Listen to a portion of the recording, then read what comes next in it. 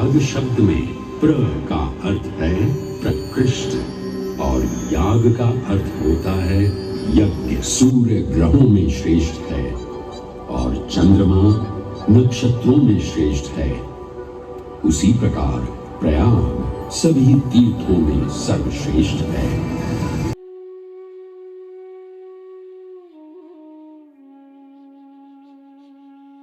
तो भले आखिरी दिन ही सही, लेकिन हम भी निकल चुके थे प्रयागराज महाकुंभ के लिए और पहुंच चुके थे अखाड़ा। रात का बज रहा था 12 और यह है उदासीन अखाड़ा, जहां पे आज रात को हम रुकने वाले थे। देर आए दुरुस्त आए।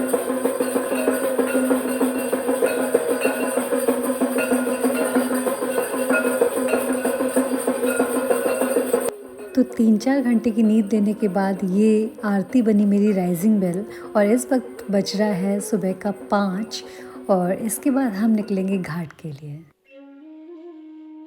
तो अखाड़े में मंदिर के दर्शन करने के बाद और थोड़ी सी ये चाय पीने के बाद अब वो समय आने वाला था फाइनली कि हमें डुबकी लेनी है प्रयागराज संगम में। तो इस रेले के साथ हम भी निकल चुके हैं। तो अब हम बैठने वाले हैं इस सवारी पे जिससे हमारे कबाड़ा ढोया जाता है। ये आलू भिंडी भी बेचते हैं। वाह।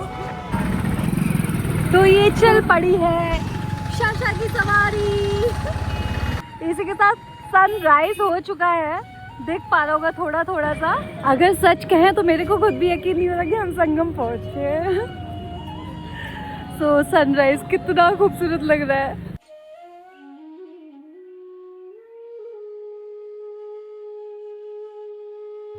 मेरे अखाड़े से बोट क्लब 700 मीटर अराउंड था, लेकिन हमने डिसाइड किया कि कुंभ मेला भी घूम लेते हैं, उसके बाद पहुंचेंगे बोट क्लब। और जहाँ पे ऐसे ऐसे हम पूरा मेला घूम पा रहे थे। इसी के साथ हमने भगवा धारण कर लिया है कुंभ आकर के, जैसा कि आप देख सकते हैं। योगी जी भी सही समय पे आ गए हैं। कुछ भी कहिए, पैदल चलने में जो मज़ा आता है ना, एक्चुअली मेले का मज़ा आता ही तब है, या किसी भी तीर्थ का मज़ा होता ही तब है जब हम पैदल पैदल चल रहे हो। तब लगता है कि हाँ एक्चुअली हम उसमें शामिल हो पा रहे हैं, महसूस कर पाते हैं वो शामिल हो पाना। ये भी एक तरीका है कि हम खोए ना। एक का दुपट्टा दूसरा पकड़ा है और हमें तो लगता है कि गांठ ही बांध लेनी चाहिए। और शायद से इन लोगों ने मेरी बात सुन ली और गांठ बांध भी ली। इससे भी मुश्किल है ऐसी भीड़ में बच्चे को ऐसे सर पे बिठाना। Oh my God. वैसे तो ऑल टाइम बच्चे सर पे बैठे ही रहते हैं लेकिन अभी एक्चुअली फिजिकली बिठाना। तो देखिए साथियों, हम प्रयागराज महाकुंभ में हैं। बार बार बोल रहे हैं क्योंकि मेरे को भी यकीन नहीं हो रहा हम प्रयागराज महाकुंभ में हैं। ये महाकुंभ मन का एक सुकून है जो पैदल में ही रह कर के मिल सकता है। हाँ, लेकिन इस गाड़ी में बैठना भी पैदल चलने लायक ही है। कैसे? इन भैया को देखिए, ऐसे ये हमारे साथ साथ पैदल चल रहे हैं गाड़ी चलाते चलाते। तो मतलब हम भी पैदल ही चल रहे हैं। तो कभी पैदल, कभी ये सवारी गाड़ी और कभी कभी ये भीड़ को देख करके और कभी ये अद्भुत दृश्य देखते हुए हम कुंभ का आनंद ले रहे थे। और उसी में दिख गए हमें ये पब्लिक टॉयलेट्स जिन्हें प्रशासन ने साफ रखा था बट हमने गंदा कर दिया। ओह माय गॉड, इतनी भीड़ में कैसे संगम नहा पाएंगे? ये दिखा दे आपको अपने वीडियो में। पहले इस भीड़ को क्रॉस कर ले, ये भीड़ भेद के जाना पड़ेगा संगम तक।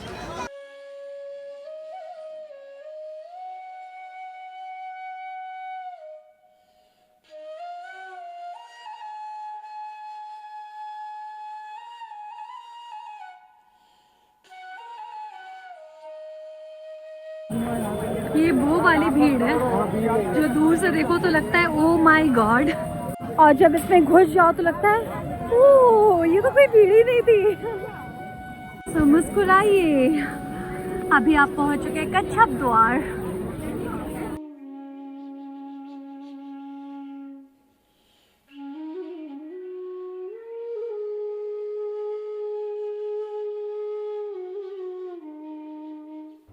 हर तरफ से पूरी सुरक्षा के प्रयास किए गए थे प्रशासन की तरफ से, जो कि दिख रहे थे। ये मीडिया पार्टनर्स यहाँ पे बिठाए गए थे जो पूरी न्यूज़ कवर कर रहे थे। इसके साथ ही परिवार जो आए हुए हैं वो देखिए कैसे एक रस्सी के अंदर में, रस्सी के दायरे में जा रहे थे जिससे वो भटक ना जाएं, अपने परिवार को सुरक्षित रखा जा सके, जिसका एक ये अद्भुत तरीका हमें नज़र आया। मतलब इतनी सारी अलग अलग चीज़ें देखने को मिल रही थी। उसी के साथ हमने लाइफ में पहली बार ये दातून देखी। पहले तो मेरे को लगा आम की लकड़ी होगी हवन के लिए, बाद में पता लगा नहीं ये दातून है। और यहाँ पे हजामती बनवा रहे थे, शायद हजामती बोलते हैं। और मतलब हम क्या बताएं कि इतना अलग सब कुछ था। इसी के साथ हमने सोचा कि चलो क्यों ना हम भी संगम जाने के लिए तैयार हो जाते हैं। वो कैसे, ये ब्रश करके और फेस वॉश करके, क्योंकि संगम को हमें मैला नहीं करना था। तो आधा स्नान हो गया, ब्रश हो गया, फेस वॉश हो गया। अब बाकी पूरा स्नान तो संगम में ही होगा। तो इसी के साथ पहुंच चुके हैं हम संगम द्वार। जी हाँ, पहुंच चुके हैं हम संगम द्वार। जब ऐसे मतलब इतने बुज़ुर्ग लोग अकेले यहाँ पर आ सकते हैं कुंभ स्नान करने, तो मतलब हम बड़े बूढ़ों को अपने साथ क्यों नहीं ला सकते। मतलब हमें एक इंस्पिरेशन भी मिली यहाँ आके। जय माँ गंगे, जय माँ गंगे। जहाँ देश के एक तरफ लोग यहाँ पे संगम नहाने आए हैं, वहाँ एक तरफ लोग अपनी रोज़ी रोटी के लिए भी आए हैं। मतलब हर देश के हर पार्ट से यहाँ पे लोग जुड़ रहे थे। कुछ लोग अपनी रोज़ी रोटी भी यहीं से पा रहे थे और कुछ संगम में आस्था की डुबकी लगा रहे थे। और इस बार हमने ये देखा डिजिटल महाकुंभ एक्सपीरियंस सेंटर भी यहाँ पे बनाया गया था, जिसका ग्लिम्स हमने आपको स्टार्टिंग में ही दे दिया था। तो एक बार फिर से ये वाली सवारी वित्तीय सुंदरियाँ। और इधर रिलायंस परिवार की तरफ से यहाँ पे अन्न सेवा स्टार्ट की गई, तो लोग यहाँ पर विश्राम कर रहे थे, जो कि बहुत ही पुण्य का काम है। तो ये सारा संगम का नज़ारा देखते देखते फाइनली हम पहुँच चुके थे सरस्वती घाट, जहाँ पे बोट क्लब अवेलेबल था, जो कि मेरे खाड़े से हार्डली 700 मीटर था, बट हम घूम के आए हैं। और ये यहाँ से बोट लेकर के हम जाने वाले थे मेन संगम, मेन कॉन्फ्रेंस बीचों बीच नहाने। और ये हेलीकॉप्टर सिक्योरिटी रीज़न से ही शायद राउंड ले रहे थे।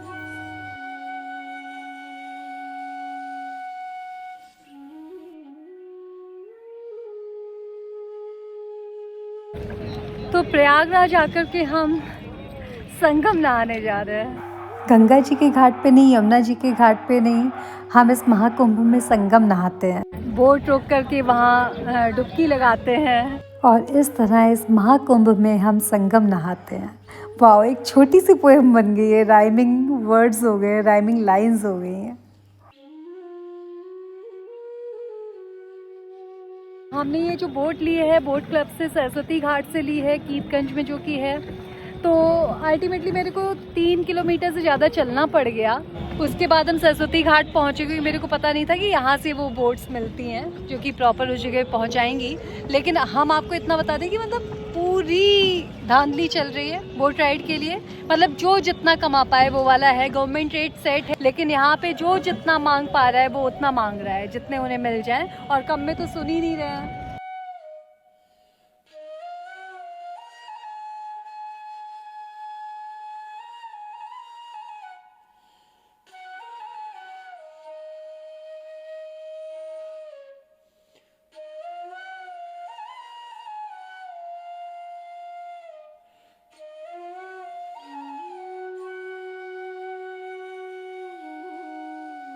और इस वक्त हम गुजर रहे थे किला घाट के बिल्कुल करीब से। सुबह जब निकले थे ठंड थी और अभी इतनी गर्मी हो चुकी थी, मतलब बिल्कुल टैनिंग वाली धूप थी यहाँ पर। और ये बूथ देख करके आपको लग ही गया होगा कि हम संगम पहुँच चुके थे बीचों बीच। ये रेस्क्यू टीम थी, मतलब इन्होंने सुरक्षा के प्रॉपर इंतज़ाम किए थे, दिख रहा था।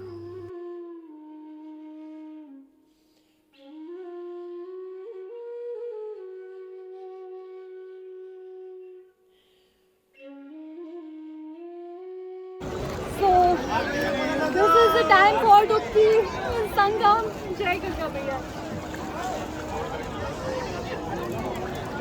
पिछली बार मेरा चश्मा गिर गया था गंगा जी में।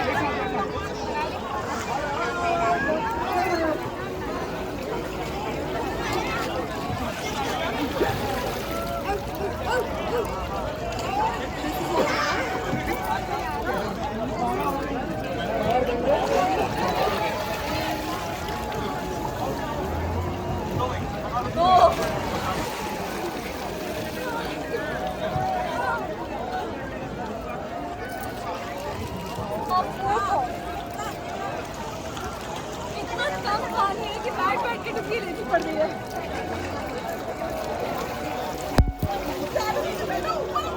बस इससे ज़्यादा नहीं ले सकते। तो गंगा मैया की जय। फाइनली गंगा मैया की जय। और नहा करके हम आ चुके हैं वापस अपनी बोट पे। बहुत हैक्टिक था चेंज रूम वहाँ का। बाकी चेंज रूम का 50 रुपीज़ चार्ज कर रहे हैं। अगर आप करें ना करें उनकी बोट पे चढ़ गए चेंज करने के लिए तो लगेंगे। तो अब संगम नहा करके हम वापस के लिए निकल चुके थे और ये बोट्स कितनी प्यारी लग रही है लगी हुई। अगर हम बोट पे ना आते और वहाँ ना नहाते तो हम इधर घाट पे नहा रहे होते, इस घाट पे इस तरह। और बड़े दुख के साथ बताना पड़ रहा है कि लास्ट टाइम के जैसे हम अपना एक गॉगल शायद घुमा चुके हैं, वैसे तो हमने रख लिया था। तो अभी हम बनाने वाले पिकनिक, खा के कुछ कुछ।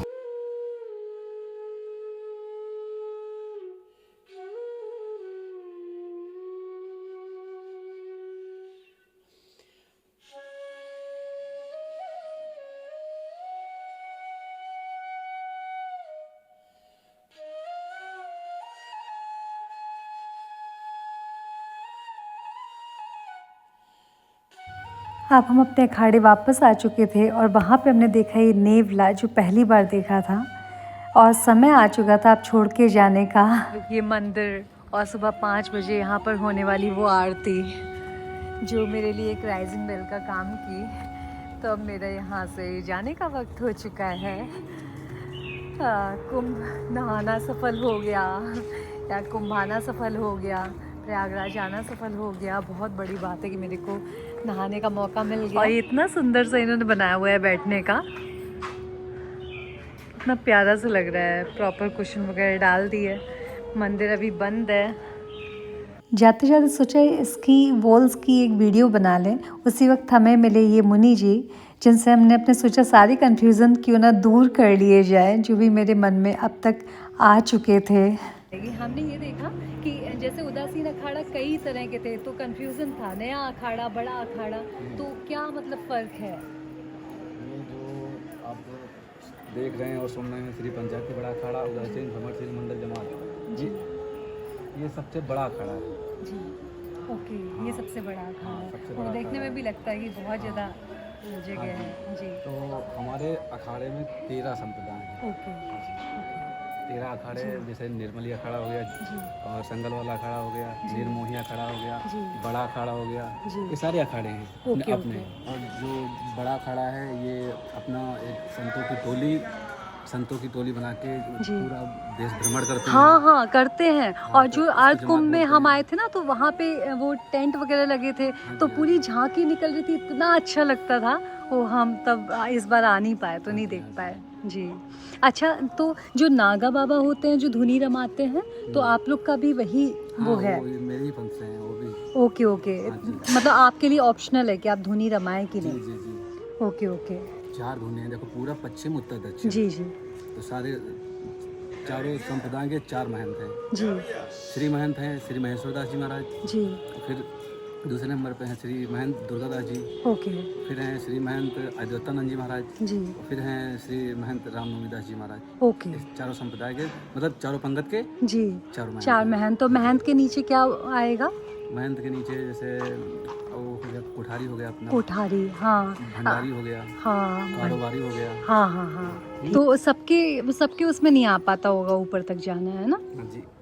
हाँ, तो रमन मुनि जी अभी शायद कोई हमें ये नहीं पता किस पद पे आ गए हैं। वो मुकामी महंत हैं। हाँ मुकामी महंत हैं। हाँ महंत हैं वो। हाँ हाँ, वो तो किसी जॉब को रिज़ाइन करके शायद आए थे। हाँ जी।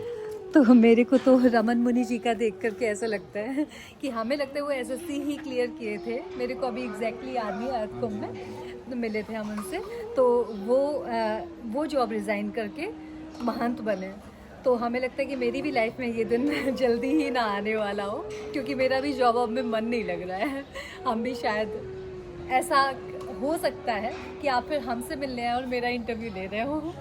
तो मिलती है शशा नेक्स्ट ब्लॉग में किसी नई चीज़ के साथ। तब तक के लिए बाय बाय। शशा ऑफलाइन।